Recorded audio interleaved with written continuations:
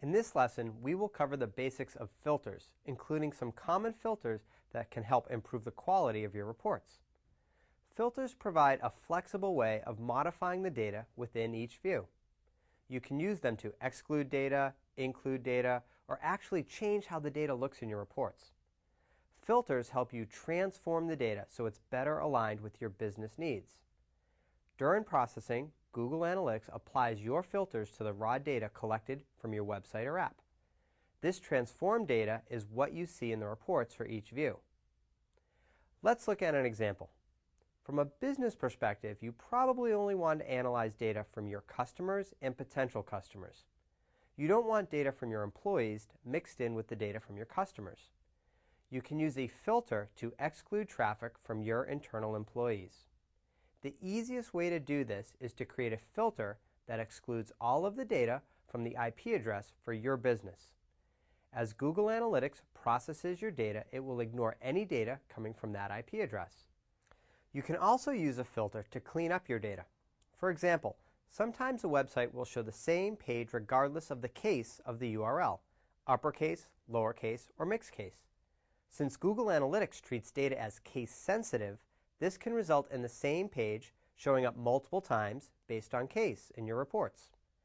To prevent this separation and see the page data in aggregate, you can set up a lowercase filter to force all of the URLs to a single case. Now let's dig a bit deeper into the details of setting up filters.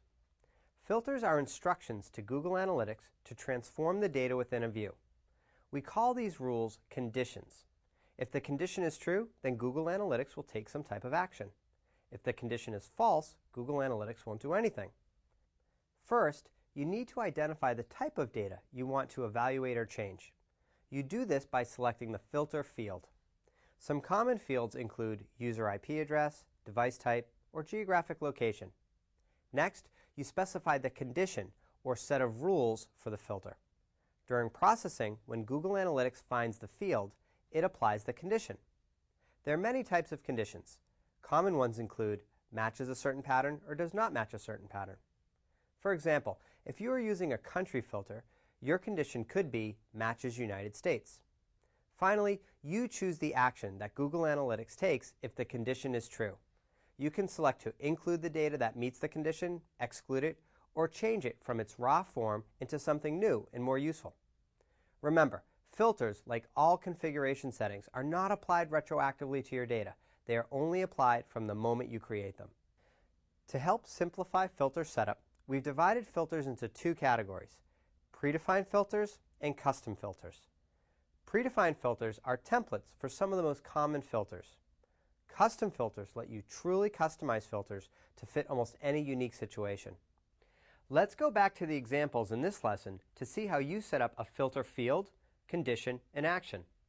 We'll start with excluding internal traffic from your company.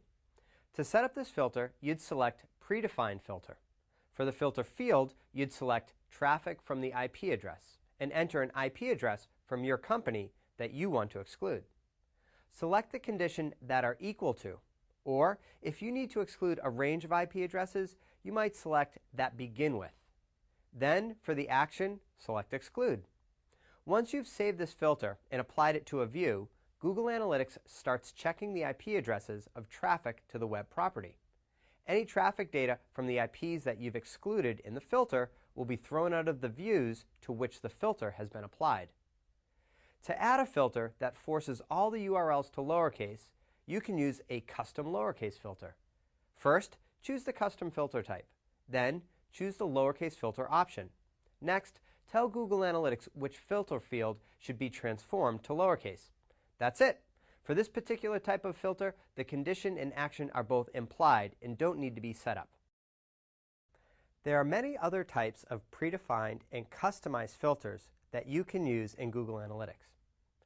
In addition to exclude filters and lowercase filters, there are include filters, uppercase filters, and other advanced filters that allow you to remove, replace, and combine filter fields in more complex ways. It's very common to apply multiple filters to the same view. But keep in mind that filters are applied in the order that they appear in your configuration settings. filter order matters because the output from one filter becomes the input for the next filter. Let's say you want to modify the data in a view to only include data from the United States and Canada. Your first reaction might be to create two custom include filters. One filter to include traffic from the United States and one to include traffic from Canada. Actually, this won't work, and here's why. During data processing, Google Analytics will apply the filters in the order that you set them. If the first filter is set to only include United States traffic, the data that is output from that filter will not contain any data from Canada. The solution is to instead create a single include filter that will include data from the United States or Canada. Once you create a filter, it's added to the filter library for your whole account. This means that you can reuse filters you've already created and apply them to any view.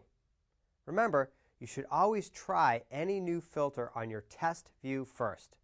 This helps ensure that you understand the result of your filter before applying it to your master data view. The filters you choose to implement will depend on your specific measurement objectives, so it's important to plan first before you start setting up your filters. Now it's your turn to practice creating filters. Complete the activity below to apply what you've learned in this lesson.